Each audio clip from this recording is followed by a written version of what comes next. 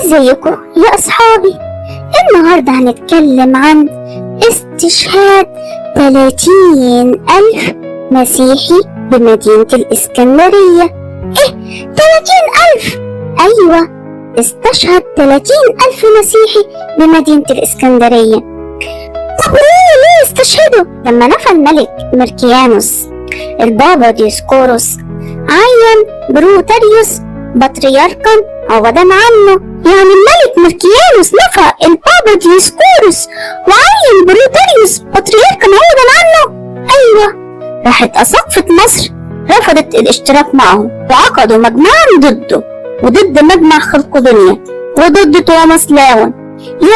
اساقفة مصر عقدوا مجمعا ضده وضد مجمع خلقدونيا وضد توماس لاون. ايوه، راح اغتاظ بروتاريوس وهجم بقوات الحكومة على الأديرة والكنائس بالإسكندرية ونهبها. بعدين قعد يستولى على أموالها وبقي بروتاريوس ليه ثروة كبيرة.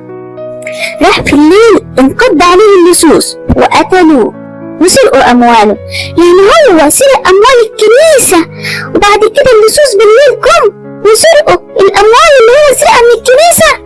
أيوة، راحوا الخلقدونيون للملك وقالوا له إن أتباع ديسقورس هم اللي قتلوا البطريرك اللي عينوا الملك.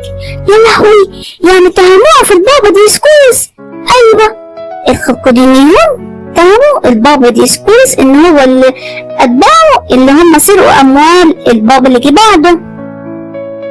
راح الملك غضب خالص وأرسل عدد كبير من الجنود قتلوا نحو 30,000 مسيحي في مدينة الإسكندرية وكلهم نالوا إكليل الشهادة.